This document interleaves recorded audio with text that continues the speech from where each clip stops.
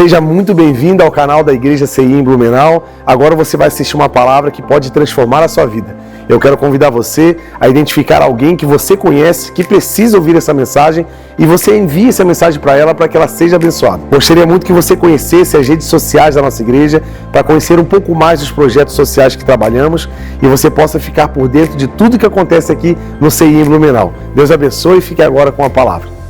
Palavra do Senhor, eu vou começar a ler Romanos 12, 9, prepara aí, que é a primeira leitura já. A palavra de hoje tem muita leitura bíblica, eu vou ler bastante versículos, então onde você puder anotar toda a sequência, para que você possa digerir essa mensagem durante a semana, porque ela está um pouco densa aí, de bastante versículos aí que eu coloquei como referências, então é importante você usar no seu devocional, para você ir digerindo e absorvendo tudo que o Senhor vai falar hoje à noite. E anota aí, guarda aí tudo que nós vamos falar. E hoje a gente vai falar sobre coisas que valem a pena. Tem coisa na vida, gente, que não vale a pena, né? Coisa ruim a gente fazer alguma coisa que não vale a pena. Coisa ruim a gente ir num restaurante caro e comer mal. Quem já fez isso? É terrível, né, gente? Tu sai com uma raiva. Porque assim, poxa, paguei caro, cara, e comi ruim, não gostei. Mas coisa boa, quando tu até paga um pouquinho caro, mas a comida é boa. Aí o que tu fala? Valeu a pena. Por quê? Vale a pena. Tem coisa que vale a pena, tem coisa que não vale a pena. E hoje eu vou falar de 3 coisas que valem muito a pena. Primeira coisa é amar. Vale muito a pena amar, nós vamos falar muito sobre amor hoje. Segunda coisa, o que vale muito a pena são as dores. As dores valem a pena também, e nós vamos explicar e vamos trazer toda essa questão aqui. E a terceira coisa que eu anotei, que vale muito a pena para a vida, é o Evangelho do Senhor Jesus Cristo. Então vamos na sequência aqui. A primeira coisa que vale a pena é amar. Então abre lá, Romanos 12, 9, diz assim, ó, o amor deve ser sincero. Odeiem o que é mal e apeguem-se ao que é bom. Uma versão um pouco mais antiga da palavra vai dizer assim, que o amor de vocês não seja fingido. Eu gosto dessa versão, nesse versículo, porque ele fala muito o que eu quero falar hoje. Porque, assim, o amor está cada vez mais escasso, né, gente? Está cada vez mais difícil achar pessoas que amam de verdade, porque é muito clichê falar isso, mas é a coisa mais aplicável para falar sobre o amor, porque o amor não são palavras e amor não são sentimentos. O amor está resumido em atitudes. Parece meio... A gente está tão cansado de ouvir isso, mas o interessante é que a gente ouve tanto, mas a gente não muda. A gente continua amando em palavras, a gente continua amando achando que eu tenho que sentir algo para poder aplicar o amor, mas é complicado, porque as palavras não convencem mais, né? Muita gente fala de amor nas redes sociais, mas não é sobre falar, é sobre atuar, é sobre materializar o amor, esse conhecido sentimento que é romantizado. A gente romantiza o amor, a gente acha que ele é dependente de um sentimento, mas diante de tudo que eu estava procurando aqui, estudando, eu consegui chegar assim meio que numa conclusão, né? O amor, ele precisa começar no entendimento. E o amor é uma ação, então ele precisa ser racional. Mas, ao mesmo tempo, o amor ele é motivado pelos sentimentos. Então, quando nós temos uma alma viva, não sei se você lembra, quando eu preguei sobre não perder a sua alma, né? Muitas pessoas estão com a alma morta, a alma perdida. Uma pessoa com a alma morta é uma pessoa que já está insensível, está cauterizada. Ela não tem mais sensibilidade, não ama mais as coisas simples. E ela perdeu todo esse sentimento pelas coisas. Então, quando você tem essa alma morta, você não tem mais sentimento. Então, é difícil você ser impulsionado com atitudes de amor, porque o seu sentimento está bloqueado. E isso é algo que, assim, todo mundo sabe, mas ninguém se move para mudar. Ninguém assim, cria algo que seja materializado. A gente fala muito de, coitado das pessoas, coitado de tal pessoa, coitado, sabe assim? Mas o que eu estou fazendo? É complicado, né? Mas vamos lá. Alguns parâmetros do amor, porque o amor não se resume numa palavra. o amor ele tem todo um universo de parâmetros que constroem a atitude de um verdadeiro amor. Então vamos ler 1 Coríntios 13, do 4 ao 7. Aí na tua anotação tu vai botar assim, ó, parâmetros do amor. Aí tu bota essa leitura para tu ler em casa. Ó, o que é o amor, gente? O amor é paciente, o amor é bondoso, ele não inveja, ele não se vangloria, ele não se orgulha, ele não maltrata, ele não procura seus próprios interesses. Em outras palavras, ele não é egoísta, ele não se ira facilmente, ele não guarda rancor. O amor não se alegra com a injustiça, mas ele se alegra com a verdade. Tudo sofre, tudo crê, tudo espera e tudo suporta. Esse é o amor. Como está o termômetro do seu amor? Vamos começar pela nossa casa. Como está a nossa paciência? Né? Tem gente que está falando assim dentro de casa, eu não aguento mais. Né? Não aguento, você é insuportável. Né? Tem mulher que fala isso para o homem. Né? Não aguento mais. Será que eu estou sendo amoroso de verdade, suportando? Porque o amor ele não espera benefícios, ele entrega benefícios. Quando eu digo que amo, é porque eu estou entregando benefícios, eu não estou recebendo. E para que eu seja essa pessoa, eu preciso caminhar nesses parâmetros de paciência, de longanimidade, de bondade, de não se vangloriar, porque a gente tem essa mania, né? Dentro de casa, né? Eu fiz tal coisa, né? Você não está merecendo nada. A gente fica nesses lugares assim de competição, se irando facilmente no casamento, com os filhos, num trânsito, né, senhoras e senhores? Guardando rancor, que está falando aqui, ó, não guarda rancor. Né? Tem gente que fala assim, ó, você está vindo com essa carinha de santo, mas eu sei o que tu fez. Não está resolvendo aí no nosso problema. A gente fica assim guardando, sabe? Um monte de probleminha antigo nas gavetas do coração. E ao invés de esquecer e perdoar, a gente prefere guardar. Tem gente que se alimenta de coisa ruim. Adora um problema. Tá, assim, já passou, mas eu gosto de sentir aquela dorzinha, ficar chorando. Sabe assim, não, gente, vira a página e vamos para frente. Bate a poeira, deu errado alguma coisa, vamos para cima, vamos se unir. Hoje eu fui dar uma de churrasqueiro lá em casa. Gente, assim, ó, uma tragédia, né? Mas hoje até que deu certo. Mas olha só que interessante. A Keira não está aqui, mas ela já sabe o que aconteceu, né? Eu não sei temperar comida, gente. Isso que não me chama para me envolver. Assim, eu sei lavar bem uma louça. Isso me chama que eu arrepio. Aí a Keira foi lá, cortou a carninha, pá, botei na grelha. Aí eu assim, Keira, vem botar sal, porque eu não sei. Aí que não, bota aí. Eu falei, então tá bom. Aí peguei, lasquei sal para cima. Bum, botei sal. É assim, amor, meu Deus do céu. Aí ela veio com a colher tirando sal assim e tal. Aí ela tirou o que tinha que tirar. Eu confiei nela e seguiu o rumo, né? Aí na hora que virei, dei aquela batidinha lá que o pessoal dá para... Eu fiz o que eu vejo alguém fazendo, nem sei porquê, né? Eu vou fazendo assim, né? Vamos ver o que vai dar, né? Aí tal, cara, ficou incrível. Ficou incrível, ficou muito gostoso assim. Aí tá, aí a gente tava conversando, aí tinha um pessoal lá em casa já tarde, aí eu cheguei e ela tava falando mal de mim de ser dessa carne, né? E aí eu falei, tu fala mal de mim aqui, eu falo mal de você lá na igreja. Aí a gente tava empatado. Aí ela assim, porque se eu não tirasse o sal da carne, ia ficar salgado. Eu falei, tá vendo como é que é legal a nossa união? Ainda bem que nós nos unimos. Eu botei sal demais, você tirou, mas eu ajudei. Olha a nossa união como é que é legal. Eu brincando com ela. Mas, na verdade, esse é o segredo do casamento. É você unir a tua habilidade, eu unir a minha, você me ajudar a corrigir os meus erros, eu te ajudo a corrigir os seus erros, e nós vamos vivendo assim, felizes para sempre. Só que qual é o nosso problema? Que a gente quer esfregar na cara do outro erro. A gente quer mostrar o quão miserável é a pessoa, porque ela errou.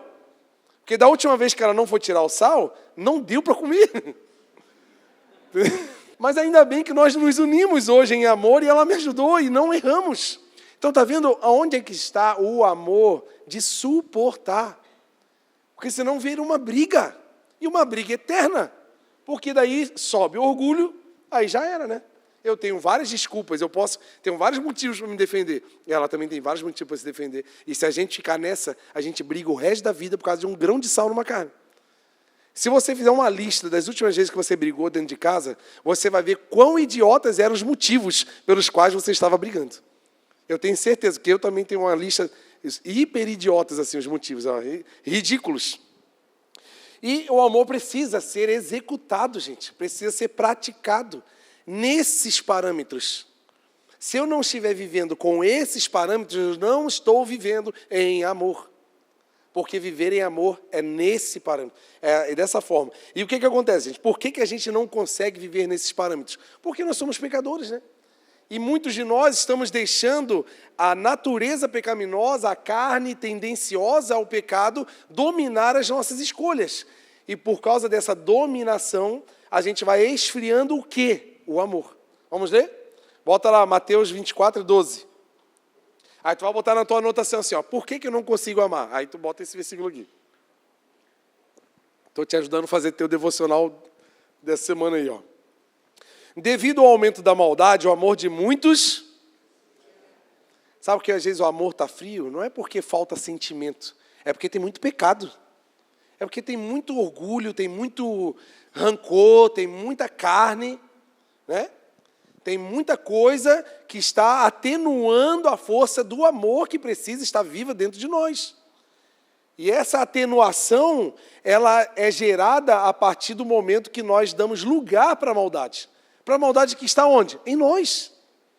Tiago fala disso. Nós pecamos não porque somos tentados por Deus ou porque o diabo faz a gente pecar. Nós pecamos nos nossos próprios maus desejos.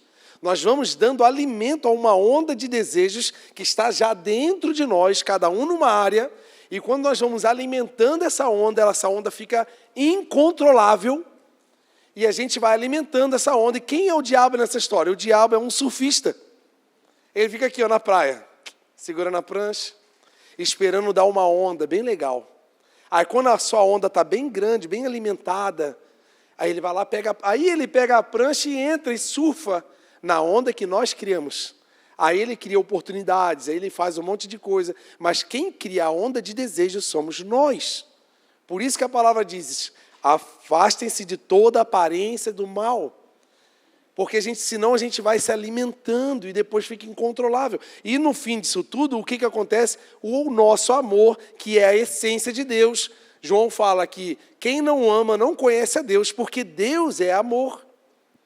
E a gente vai deixando de amar, a gente vai ficando frio por causa da maldade. E o que a gente tem que amar, né? Tem uma lista aqui, né? Eu não vou conseguir ler todas. Mas em primeiro lugar, gente, amar a Deus.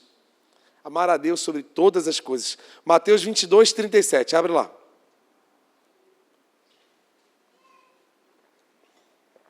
Respondeu Jesus, ame o Senhor, o seu Deus, de todo o seu... de toda a sua e de todo o seu. Está vendo que não é só sentimento? Existe uma razão, existe um entendimento. Porque o amor a Deus, o que expressa o meu amor a Deus? As minhas prioridades vão definir a verdade sobre o meu amor a Deus. Porque assim, ó, como que eu amo a Deus? Que aí, se amar a Deus é a primeira coisa que eu tenho que entender, eu tenho que saber se eu estou amando ou não, né? Como é que eu sei que eu estou amando a Deus? Porque a gente acha que o amor a Deus, ou o amor às coisas de Deus, sei lá, é tipo quando a gente está apaixonado por alguém, né? É aquele coisa, eu quero ver aquela pessoa. Quando a gente é adolescente, está apaixonado, né? E a gente quer ver, a gente quer estar junto. A gente acha que o relacionamento com Deus e a igreja tem que ser isso. Eu quero ir na igreja, eu quero ir no culto, eu quero servir, eu não sirvo mais. A gente acha que precisa ter isso. Mas não é bem assim. Para eu saber se eu amo a Deus, de muitos parâmetros, eu anotei 2. Primeiro, o que vai dizer se realmente eu amo a Deus, um sinal, né? Se você quer um sinal na tua vida, nos teus dias, para saber se de fato você ama a Deus, primeira coisa, eu preciso saber se eu obedeço a palavra de Deus. Abre lá, João 14, 21. Muito claro esse versículo. Quem tem os meus mandamentos e lhes obedece é o que me ama. Aquele que me ama será amado pelo meu Pai, e eu também o amarei e me revelarei a ele.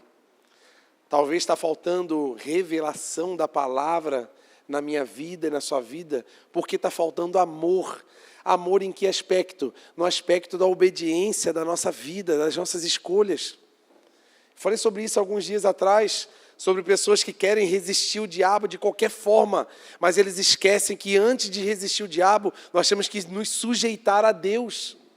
Tiago fala, sujeitem-se a Deus, resistir o diabo e ele fugirá de vós. Tem muita gente querendo bater no diabo, pega na cara do diabo, joga o diabo no chão, faz isso, faz aquilo. Mas a pessoa não obedece nada à palavra. Ela quer ser um guerreiro sem missão, sem envio. Nós precisamos ser enviados pelo Senhor. Quem é enviado carrega uma missão. Quem carrega uma missão vai obedecer uma ordem.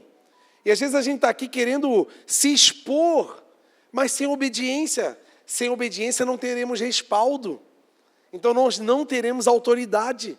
Isso que talvez está faltando em nós como cristãos. A autoridade de pisar em lugares. E o que tiver de inferno vai sair. Porque são pessoas que se sujeitam à palavra. E não precisa ficar fazendo muito barulho não. Pisou, com a sombra de Pedro curava. Por que você não pode entrar no seu trabalho e o que tiver de demônio sai fora? Davi, quando tocava a sua harpa, os demônios de Saul saíam fora. Por que quando você pisa na casa de uma família, as coisas mudam? Talvez porque a gente está faltando ter um coração segundo o coração de Deus. Obediente, humilde. Porque quem é obediente é humilde. O desobediente geralmente tem orgulho. Então está vendo como uma coisa puxa a outra? E está aqui, se eu não obedeço, eu não vou conseguir dizer que eu amo a Deus. Porque muita gente quer viver no reino de Deus. É lógico, né, gente? Um reino tem muros. Quem tem muro tem proteção. Geralmente nos muros de um reino tem soldados, arqueiros. Para qualquer ataque eles já afastam, então eles protegem. Dentro do reino tem um palácio. No palácio tem conforto, no palácio tem comida boa, no palácio tem proteção, tem lugar para ficar, tem mesa. Só que dentro do reino tem um rei. E esse rei normalmente tem que governar. Mas o que nós estamos fazendo ultimamente? Nós queremos estar no reino. Pai nosso que está no céu, venha a nós o vosso reino. Não, a gente só quer entrar no reino. E o rei tem sido eu. Porque quem tem governado são as minhas vontades. Ultimamente, quem tem governado as nossas vidas são os nossos próprios desejos. Dificilmente estamos vendo pessoas vivendo inteiramente o governo do rei. Eu não quero te enganar e te esconder. Se nós não estamos vivendo a vontade do rei, muito provavelmente nós não estamos nesse reino. Estamos em outro reino. Eu não posso esconder isso de você. Porque pregam-se reinos de muito benefício, muita prosperidade, determinação de bênçãos, determinação de riquezas, porque nós vamos conseguir, nós vamos conquistar, e nós vamos chegar lá, acredite nos seus sonhos, é isso, é aquilo. Mas não se fala de um rei. Cadê esse rei? Está dormindo? Tem um reino sem rei? Por acaso na Bíblia está escrito assim, temos um reino e tem uma vaga, mande seu currículo, porque a gente quer um rei aqui. Quem sabe você seja escolhido para ser o rei desse reino? Não existe. Existe um rei chamado Jesus Cristo. E ele é o nosso rei, é o rei dos reis. Você pode aplaudir o rei dos reis, por gentileza?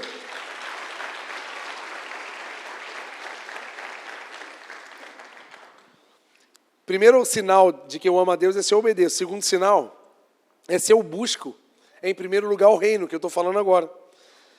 Eu não vou nem botar aqui que você sabe esse versículo. Buscar em primeiro lugar o reino e a sua e as demais coisas. Parabéns, alunos da escola dominical. Gente.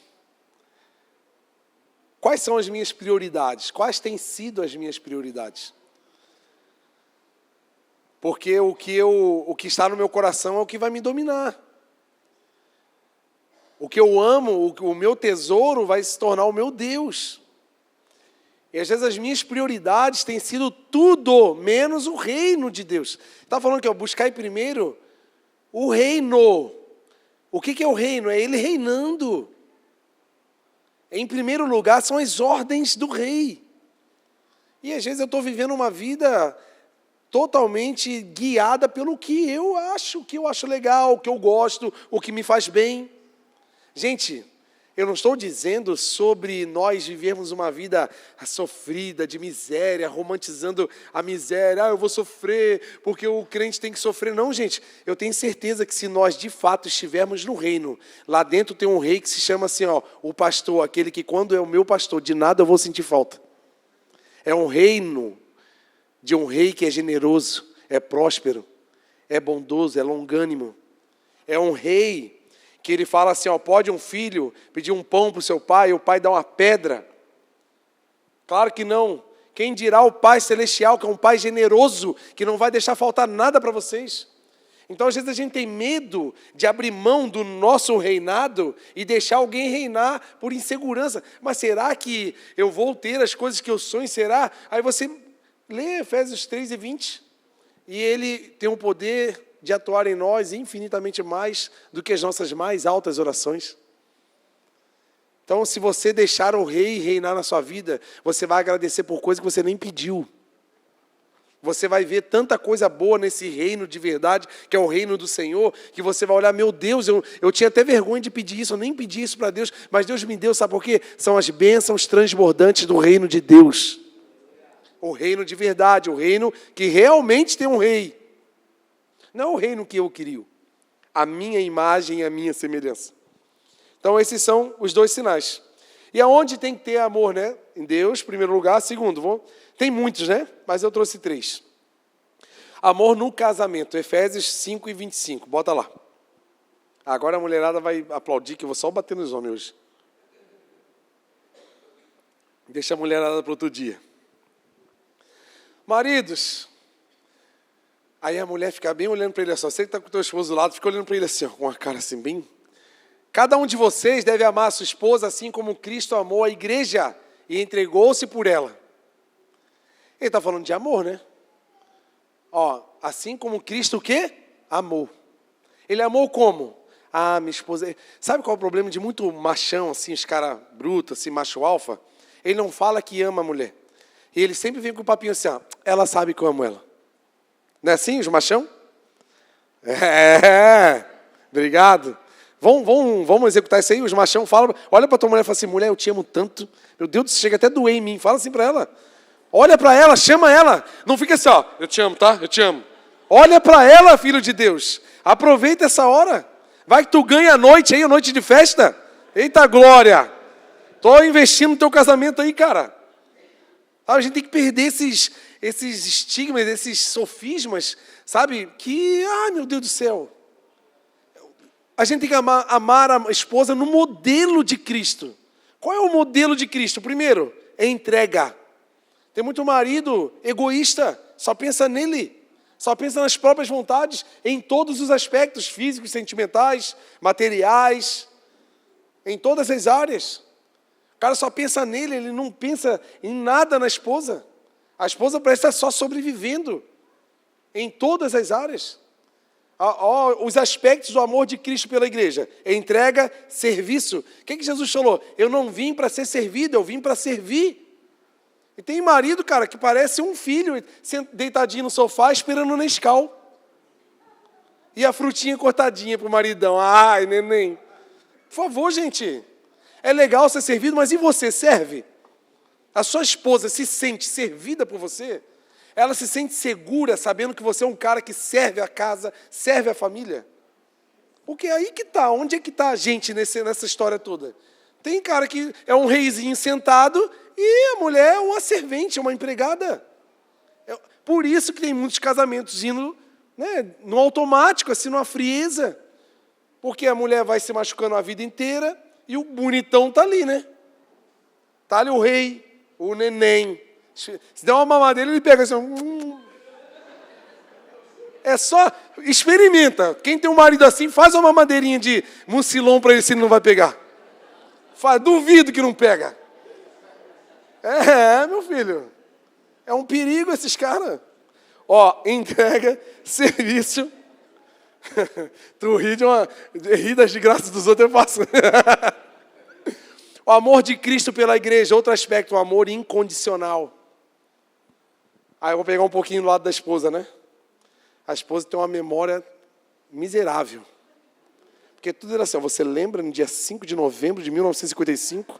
Você estava com a camisa vermelha ou com a branca e você falou aquilo para mim. Eu não acreditei na hora, eu guardei para mim. Mas hoje é dia de você saber que eu estava chateada contigo. Faz 50 anos. E a mulher quer esfregar na cara. O cara vem dar um beijinho no pescoço dela assim, o que tu quer? Tu sabe que tu não está merecendo. Aí botam a calça jeans de ferro, dorme 2 semanas com essa calça jeans.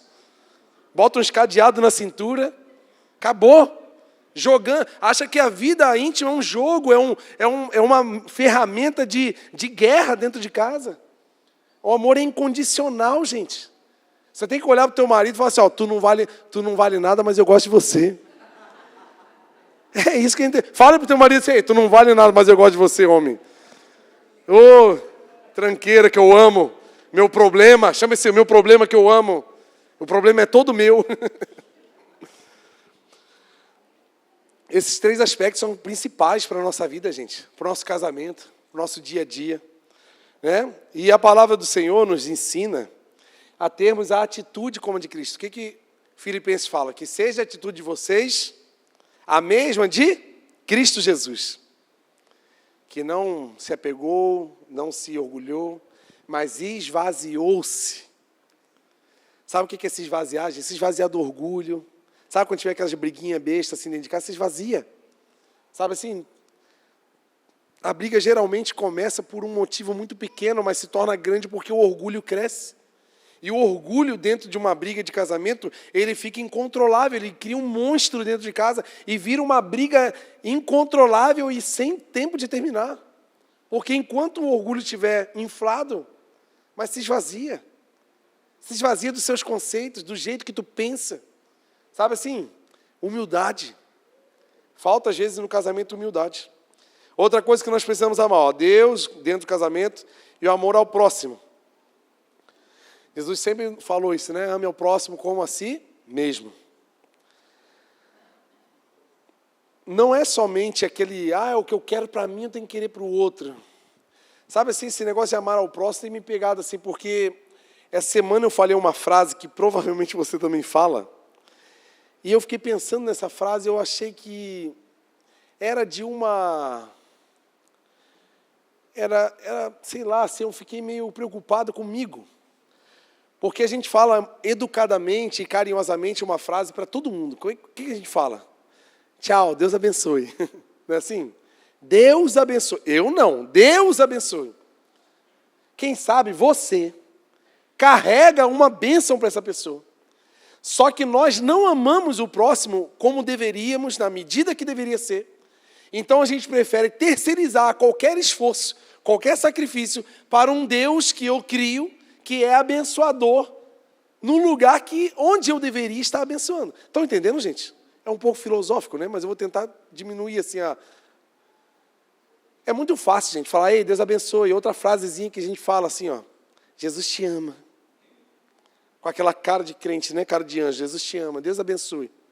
Sabe o que Tiago fala sobre isso? Ele fala assim, ó, se alguém chegar com fome para você, ou precisando de uma comida, de uma roupa, não fala para ele assim, vou orar por você, meu Deus, a bênção está chegando, vai e que Deus vai te abençoar. Não, pega e abençoa o cara, mata a fome dele. Isso é a bênção, porque Deus se materializa nas nossas atitudes pelas pessoas. O Deus que essa pessoa com problema está buscando, meu Deus, eu não aguento mais, eu estou precisando de uma ajuda. Esse clamor dessa pessoa vai ser respondido pelas nossas atitudes. Eu e você, entendendo esse amor de entrega sacrificial, sendo essa pessoa que vai entregar o amor. Que eu vou chegar depois lá no final sobre entregar, né? Que fala sobre o Evangelho. E o que está faltando em nós é isso. É muito fácil terceirizar. Vai lá, irmão, Deus abençoe. A pessoa está indo a pé para casa, pegando um Uber caro, já pagou caro para vir, vai pagar caro para voltar. Tem gente que, para vir na igreja, a gente gasta aí os 50, 60 reais às vezes, para vir na igreja. E às vezes, quantos carros nossos aí estão vazios? E a gente não procura. Não, mas é que eu moro para lá, a pessoa mora para lá. Aí é para lá, é para cá. Pergunta para Jesus para onde é que ele estava indo e para onde nós estávamos indo. Jesus estava lá e nós estávamos cá. Né? Jesus estava lá na glória, nós estávamos aqui, ó, no tobogã do inferno. Descendo. O que Jesus fez? Saiu da sua glória. Ele parou tudo que ele estava fazendo, saiu do seu ambiente eterno, celestial, veio para cá em forma humana, passar perrengue, ter rinite, dor de cabeça. Um monte de coisa que não deveria ser para ele. Ficar dentro de um útero apertado. Sabe assim? Quantos perrengues Jesus passou? Para vir aqui resgatar pessoas que nem mereciam. E a gente não quer assim se esforçar para nada. Isso não é amor, gente. Me perdoem. E pior, gente, vou piorar um pouco a conversa. Além das pessoas legais, que a gente precisa amar em atitudes e verdade, vamos ler Lucas 6, 27 e 28.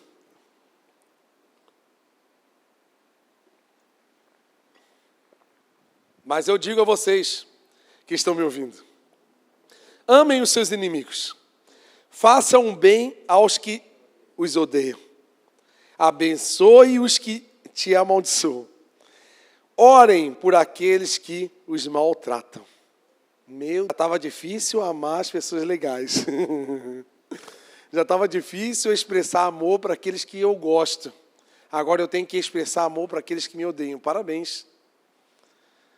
Sabe, eu fiz um combinado com a galera da manhã, que eu quero fazer esse mês combinado com vocês. Essa semana, gente, vamos procurar alguém que a gente odeia, vamos? Sabe, se é aquela pessoa que já prejudicou a gente, aquela pessoa que nos decepcionou. Sabe por que a gente sempre está no lugar do decepcionado, né? Sempre eu fui prejudicado. Eu nunca prejudiquei ninguém. Eu sou um santo. Quando eu me balanço, sai até pena de anjo assim, cai no chão dos lados. Mas as pessoas me decepcionam, as pessoas me traem, as pessoas fazem isso, mas eu nunca fiz nada. Quem sabe eu e você somos alguém que fez coisas ruins para outra pessoa. Quem sabe nós já prejudicamos alguém. Então, assim, ó, vamos procurar. Procura essa semana aí. Quem sabe tu consegue até trazer aqui na igreja culto de Páscoa. Sabe porque é muito fácil a gente estar perto de alguém que a gente gosta. Porque é muito fácil se distanciar de quem está fazendo mal para a gente. É muito fácil. Tá fazendo mal para mim? Vai para lá você, eu vim para cá e assim que eu vivo e acabou. Tem casamento que faz isso dentro de casa. Cada um dorme num quarto e tá bom. Acha que tá certo. Não, gente, é para ficar grudado com raiva. Eu estou com raiva de você, mas eu estou grudado em você. Eu não vou te largar, não. É até a morte. Vem cá, arranca essa roupa aí, vamos namorar com raiva também. E vai, aí passa a raiva, gente. Acabou. Mas não, vai lá para o teu quarto, vai lá para a sala. É triste isso, gente. Porque é muito fácil a gente se distanciar, né? Agora, ora por quem está te prejudicando. Deus, abençoa aquele miserável. Eu odeio ele, mas abençoa ele. Tu sabe que eu odeio ele. Tu sabe o quanto eu fui prejudicado. Mas abençoa a vida dele. Coloca ele pertinho de mim para eu aprender a amar ele. Porque aqui está o aprendizado do amor. Olha para Jesus. Existia uma ira de Deus sobre nós. Existiam verdades sobre os nossos pecados. Nós estávamos sendo condenados por coisas verdadeiras. A mentira do diabo não está sobre os nossos pecados. Porque os nossos pecados são verdadeiros, sim ou não? A mentira do diabo está em nós continuarmos como condenados, porque nós fomos justificados pela cruz, pelo sacrifício na cruz de Jesus. Nós somos justificados, nós não temos mais conta para pagar. A mentira do diabo está nisso, em de ficar nos acusando. Não tem mais acusação, já está paga a minha conta. Espera aí, diabo, não vem mentir para mim. Mas sobre os nossos pecados, espera aí, não é mentira não.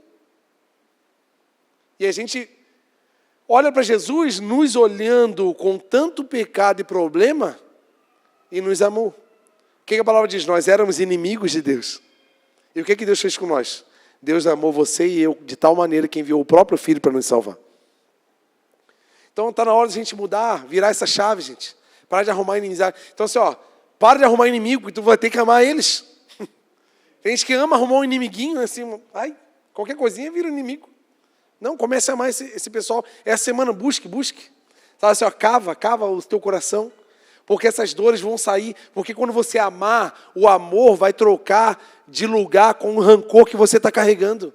O perdão que você precisa liberar vai tomar espaço sobre toda essa tristeza que quando você lembra dessa pessoa, você dói aqui, ó. Você respira, chega a doer o peito. Mas se você amar essa pessoa, vai ser transformado o teu coração. Eu tenho certeza disso. Duvido tu trazer essa pessoa domingo aqui na igreja, só de raiva. Só para dar na cara do diabo. Aí, diabo, olha aí, ó. Quem eu trouxe? A pessoa que eu odeio, está aqui comigo, do meu lado. Isso aí, é desse jeito. Segunda coisa que vale a pena, né? Então vale a pena amar, gente, amém? Amém, né? Coisa boa é amar, né? Então chegue em casa, declare amor na sua família, sobre os seus filhos. Fale que você ama, olhe dentro dos olhos. Sabe assim, execute mesmo em atitudes, porque vale a pena. Valeu a pena o amor de Jesus por nós, sim ou não? Senão nós não estaremos aqui, né? Segunda coisa que vale a pena, as dores. Salmo 119, 50.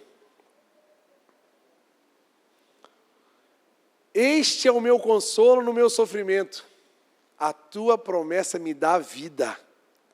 Sabe aqueles momentos difíceis que passamos na vida, aonde nada a gente consegue se apegar, porque as pessoas, ninguém pode ajudar a gente. Sabe alguns dilemas que a gente está passando que ninguém consegue nos ajudar, ninguém consegue dar uma palavra para a gente, porque esse é um dilema que é tão seu, tão particular, que não adianta nem dividir com ninguém, não tem nada que resolva, não tem um bem, não tem uma coisa material, que não tem onde se apegar. Sabe aonde você e eu temos que se apegar? Apenas na palavra do Senhor, na promessa do Senhor.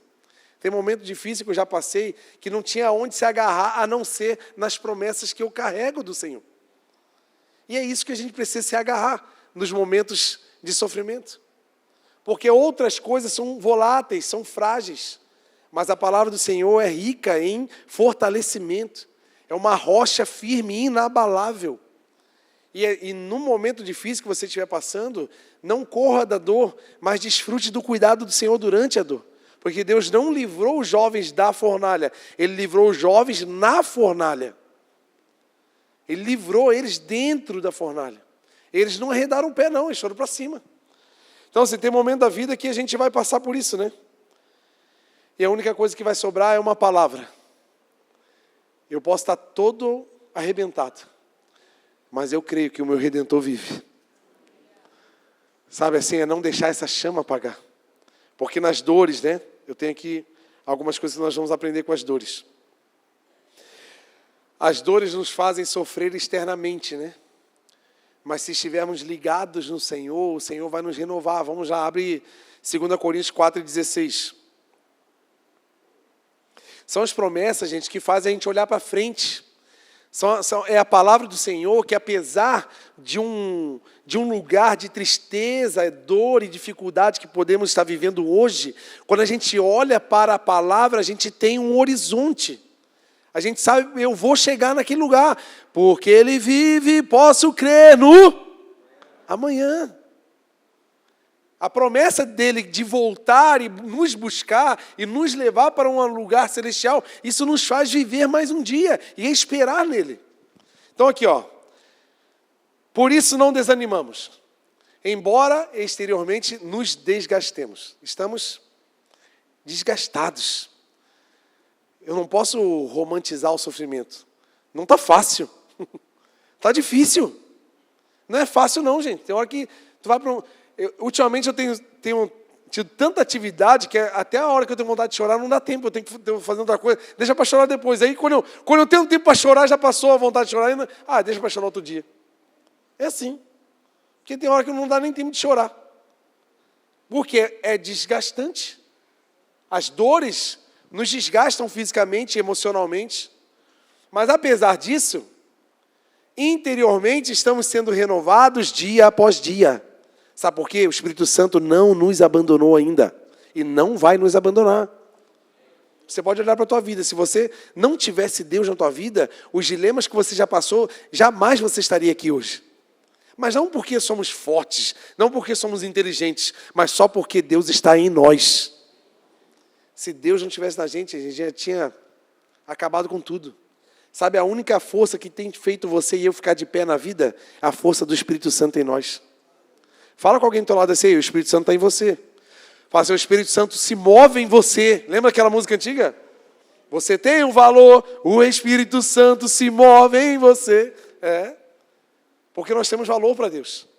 Ele não vai deixar a gente se acabar assim tão fácil. Então assim, coisas que temos nas dores, né? O consolo nos dias difíceis. 2 Coríntios 1:5.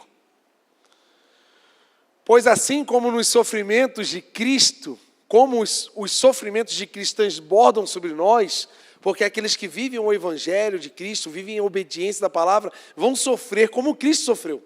Os sofrimentos de Cristo transbordarão sobre nós.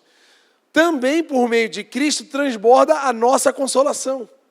Então, apesar dos desgastes que temos a partir do que acreditamos, o mesmo nível de desgaste virá sobre nós o mesmo nível de consolo. Por quê? Para a gente caminhar mais uma milha com Jesus. Para a gente caminhar mais uma milha acreditando que o Senhor está fazendo algo poderoso na nossa vida. Eu parei de falar assim, Deus vai fazer. Sabe como é que eu falo hoje? Deus está fazendo. Deus não vai fazer, Deus não vai me dar. Deus já está fazendo, já está acontecendo algo na minha vida. Já estou nas mãos de Deus. Tu também está, em nome de Jesus, amém? Outra coisa, nossos sofrimentos não se comparam ao efeito da causa. Porque quem sabe você está sofrendo por uma causa. E às vezes você está no seu limite querendo desistir. Só que você entende que a causa, o efeito desse seu sofrimento é muito maior do que o que você está passando. E a gente precisa ter esse entendimento. Então, abre lá, 2 Coríntios 4, 17 e 18. Pois os nossos sofrimentos leves e momentâneos produzem para nós uma glória eterna que pesa muito mais do que todos eles. Assim fixamos os olhos naquilo que não se vê, porque o que se vê é transitório e o que não se vê é eterno. O que você vê hoje? O caos da tua família, um caos emocional, sentimental, um caos financeiro. Tu vê assim, um problema humanamente falando sem solução. Então, ao que os seus olhos estão vendo, você está vendo algo que talvez nem tenha solução. Mas se você parar de olhar com os olhos carnais e começar a ter um pouco mais de fé, você vai ver Deus trabalhando na sua vida. Você vai ver que Deus fará algo poderoso no seu casamento, fará algo poderoso na pessoa que você está ali orando e sofrendo tanto por ela. Tu acredita nisso, gente? Acredite sim ou não? E outra coisa muito interessante que as dores nos trazem, uma esperança madura. Abre lá, Romanos 5 e 3. Não só isso, mas também nos gloriamos nas tribulações. Por isso que o irmão Lázaro cantava, eu vou passando pela prova dando glória a Deus. Ele cantava isso.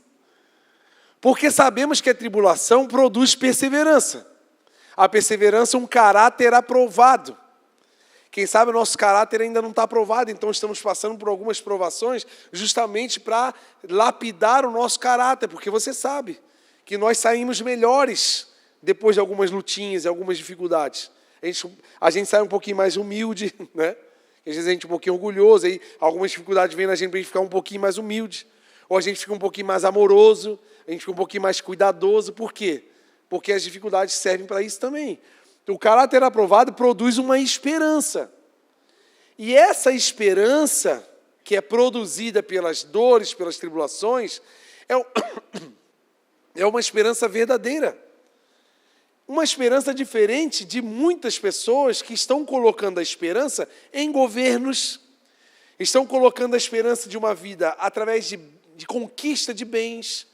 Tem pessoas colocando a esperança da vida em um relacionamento perfeito, achando, eu vou esperar o meu príncipe encantado vir num cavalo, aí ele chega de fusca, todo quebrado, não é esse aqui não, é outro. A gente fica esperando uma coisa colocando a nossa esperança em coisas voláteis. Mas essa esperança que Paulo está falando aqui, essa esperança não nos decepciona. Sabe por que a gente vive decepcionado? Porque a gente está colocando a nossa esperança nos lugares errados. Sabe por que a gente vive com esse sentimento assim de inquietude, de um sentimento de, assim, parece que está faltando alguma coisa? Porque a gente está colocando a nossa esperança em pessoas, em coisas. As pessoas vão nos decepcionar, gente.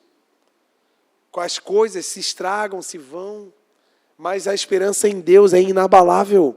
É uma esperança verdadeira, ela não nos decepciona, porque o amor de Deus foi derramado no nosso coração por meio do Espírito Santo que Ele nos deu. Então é essa esperança que nós temos que ter, e normalmente algumas tribulações vão criar isso em nós. Por isso que existem benefícios em algumas dores. Entendeu, gente? Amém? Agora, por último, o Evangelho. Vale a pena viver o Evangelho. Vale a pena, porque nós estamos aqui por causa do Evangelho. Eu costumo dizer que a teologia ela foi criada de uma percepção humana sobre Deus. Então, o homem tem uma percepção do divino. Então, ele criou uma tese, alguma coisa para criar uma explicação, uma percepção do olhar humano sobre Deus. Só que tem outra coisa que veio de Deus aos homens, que é o Evangelho. Deus enviou o seu Filho para implantar o Evangelho. O Evangelho vem do céu para a terra. Não desprezando a teologia, jamais. A teologia é incrível. Precisamos estar, inclusive, toda quinta-feira tem curso de teologia aqui, senhoras e senhores. Podem vir, é gratuito.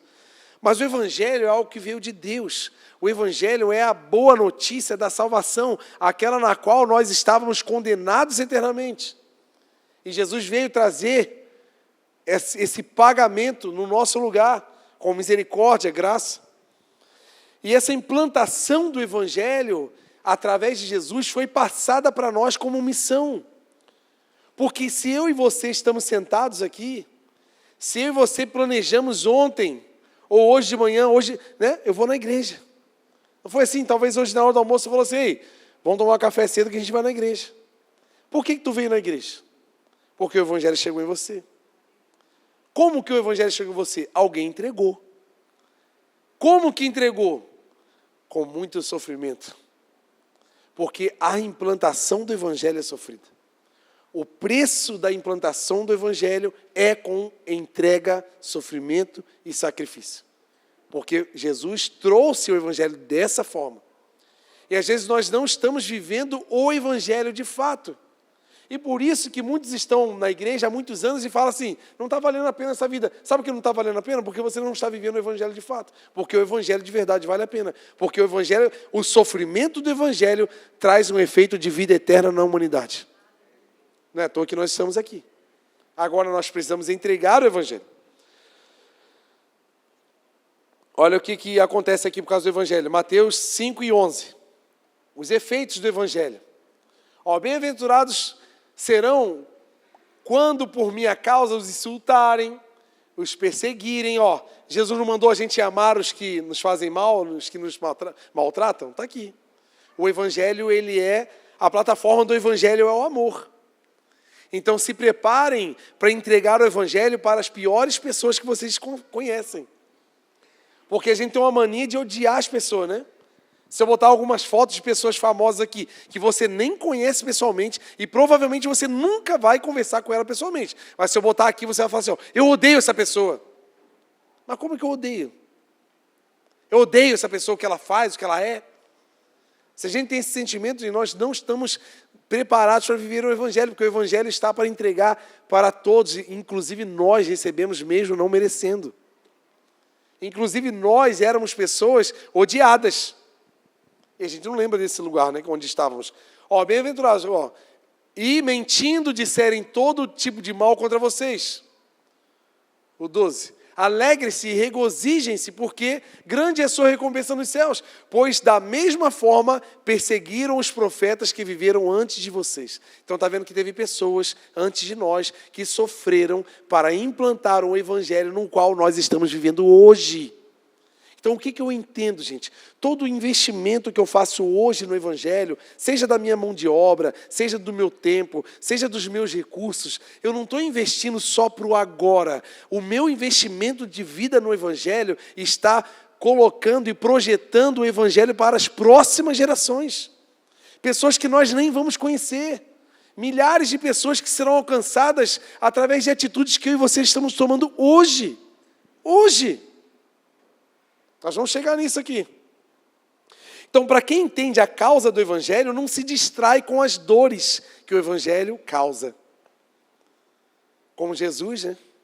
Apanhou uma noite inteira, um dia inteiro, pregado numa cruz, cuspido, xingado.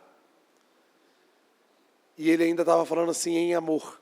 Pai, não coloca neles esses pecados, eles não sabem nem o que estão fazendo. Se Jesus olhasse para as dores, jamais faria o que fez. Mas por ele entender a causa se tornou maior do que as dores. Quem teve filho pequeno vai concordar comigo. Depois que eles crescem, vocês só vão lembrar das coisas legais que eles faziam quando era criança. Você não vai lembrar dos perrengues, das noites mal dormidas, das doenças, das gripes que eles pegavam, das preocupações que ele dava para a gente, das vezes que eles caíam e cortavam a cabeça e dava... Uma vez o Estevão caiu assim, e eu não posso ver sangue, né, cara? Daí ele caiu num lugar... Ele caiu lá, aí estava toda a família, né? Aí eu fui lá socorrer ele. Quando eu vi o sangue, peraí que eu vou pegar um negócio lá dentro, assim, eu já fugi.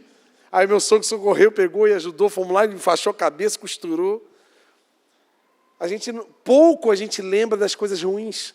Sabe por quê? Todo aquele sofrimento valeu a pena, porque a criança está crescendo. E a gente só lembra das coisas boas, porque a causa dos nossos sofrimentos é muito maior do que o que a gente passa de dificuldade. Quantas fraldas, quantos leites, quanto que a gente gastou, que a gente nem imagina como que a gente se organizou para aquilo. Por quê? Porque a causa era maior do que o sofrimento. Então, o que Jesus fez por nós? Então, quando nós entendemos a causa do Evangelho para a humanidade, a gente não anda mais na rua leigo. A gente não anda mais na rua não se envolvendo na causa de pessoas que não conhecem o Evangelho e estão sofrendo na escuridão. Porque eu entendo a causa e eu preciso me envolver. Aqueles que não se envolvem porque não entenderam. E uma pessoa que entendeu foi Estevão. Eu não vou ler aqui a passagem toda porque é um pouco longa. Mas quando Estevão estava sendo acusado, ele olhou para o céu, viu os céus abertos, viu Jesus, viu Deus, teve toda uma visão. Porque aqueles que sofrem pelo Evangelho, eles não olham com um olhar natural para a perseguição, eles olham para o céu e vê coisas sobrenaturais. Quem vive o Evangelho de fato está em outro andar da vida, gente. Ele não está olhando para as perdas, para o sofrimento, ele está olhando para a causa. E quando ele foi arrastado e apedrejado, enquanto estava sendo apedrejado, ele falou assim, Deus, não coloque neles esse pecado. Olha a plataforma do amor, que é o Evangelho. E o mais interessante, na cena do apedrejamento, estava um jovem estudante fariseu, chamado Saulo. E esse jovem, depois de alguns anos, estava indo para Damasco, e Jesus o encontrou no caminho, ele ficou cego por alguns dias, depois veio um homem chamado Ananias, orou por ele e liberou ele. E ele teve muitas revelações do Senhor, ficou muitos anos estudando e buscando. E ele era um dos maiores perseguidores dos cristãos na época. E depois desse fato com Jesus, ele se tornou o maior implantador de igreja do mundo antigo. Aí eu faço uma pergunta para você, será que em nenhum momento na vida de Paulo, ele não se lembrou da cena de Estevão?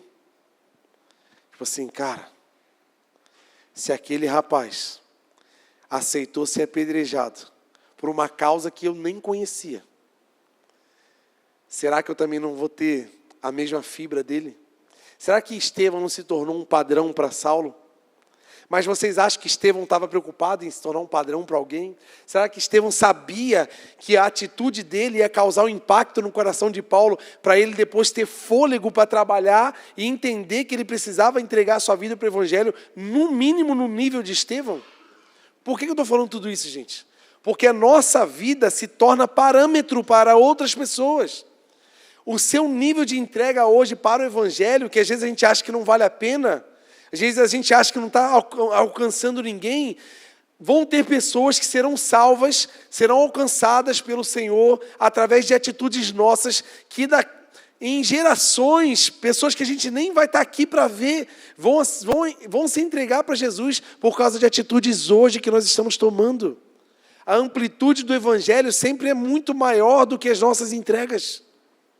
Olha quantas famílias tem aqui hoje, por atitudes que pessoas tomaram no passado, de se entregar para o Evangelho. Estão entendendo, gente? Amém? Vocês reconhecem isso que eu estou falando? Sim ou não? Reconhece? E vocês estão compreendendo a dimensão que pode se tornar as nossas atitudes hoje diante do Evangelho? Vale muito a pena. Vale a pena viver o Evangelho. Sabe por quê?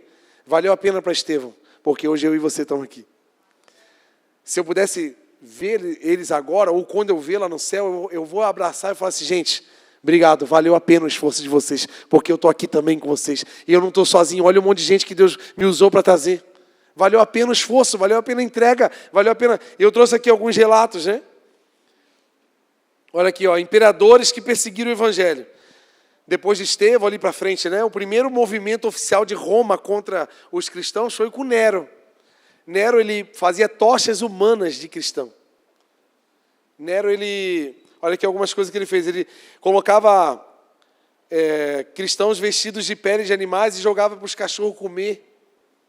Os cristãos, pessoas que não aceitaram abrir mão do que acreditavam. Só o fato de você não abrir mão diante das dificuldades que você tem vivido, você está dizendo sim para o Evangelho e falando assim, ó, eu estou aqui, apesar das dificuldades, e eu sei que muitos serão alcançados por causa da minha atitude de hoje. Olha aqui o que eles fizeram. Trajano criminalizou o Evangelho, era crime ser cristão. Ele fazia com que os cristãos abandonavam a sua fé e eram levados para a arena, sendo mortos de várias formas em público, e o pessoal fazendo festa. Domiciano ordenou que o império considerasse ele uma entidade divina, o imperador se tornou um deus. Então eles tinham que fazer cultos ao imperador, e quem não cultuava o imperador era um criminoso, ficava preso e morria. Pessoas que não abriram mão, como eu e você não estamos abrindo mão hoje. Pessoas como eu e você que estamos dizendo sim para Jesus. Porque nós não temos noção das milhares de pessoas que serão alcançadas por causa da nossa atitude de agora. O imperador Décio ordenou que todos os moradores fizessem sacrifício público aos deuses. E dessa forma eles conseguiam identificar os cristãos, porque os cristãos não faziam adoração a outros deuses. Aí, você não vai adorar? Preso. Você também não? Preso. Ele ia identificando e prendia para matar todo mundo que pudesse. Valeriano sequestrou os bens, confiscou os bens de todos os cristãos para tentar desestruturar o cristianismo.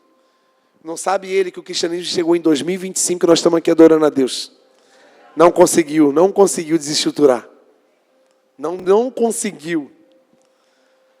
Pessoas que perderam a sua vida, gente, e não viram algumas promessas de Deus se cumprir.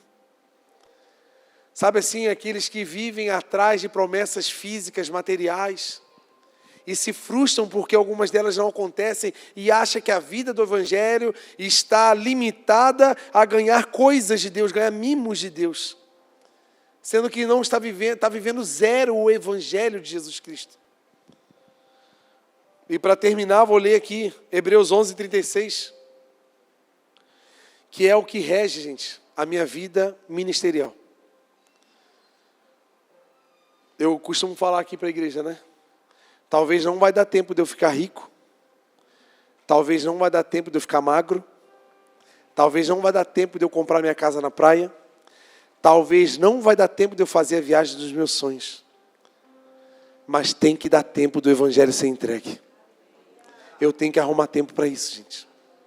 E às vezes as coisas estão tomando o meu tempo de viver o que eu deveria estar vivendo. Olha aqui. Outros enfrentaram zombaria e açoites. Outros ainda foram acorrentados e colocados na prisão.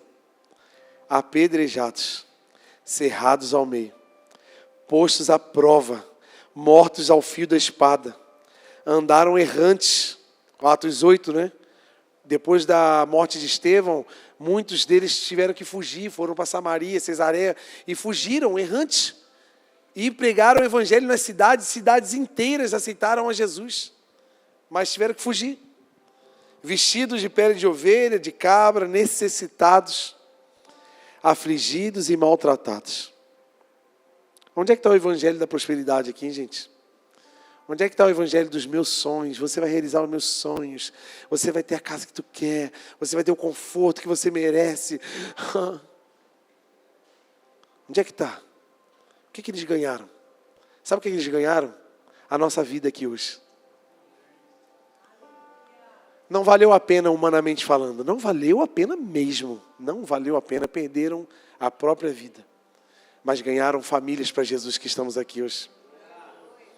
O mundo não era digno deles. Vagaram pelos desertos e montes, pelas cavernas, grutas. Todos eles receberam bom testemunho por meio da fé.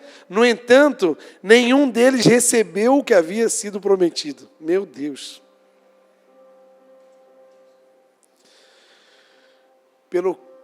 Por qual motivo eu tenho vivido o evangelho? Sabe, isso é muito perigoso, gente. Porque às vezes a gente está vivendo um evangelho de buscar as coisas que eu quero, usando o relacionamento que eu tenho com Deus para conquistar coisas para mim. Cara, a gente não tem mais tempo de errar. Já deu de errar, já deu de usar o evangelho para os próprios benefícios, já deu de usar esse relacionamento com Deus para ganhar as coisas que eu estou a fim de ter. Está na hora da gente acordar e viver o que realmente vale a pena, porque essas coisas não valem a pena, são transitórias. Nenhum deles recebeu o que havia sido prometido. Deus havia planejado algo melhor para nós, para que conosco fossem eles aperfeiçoados.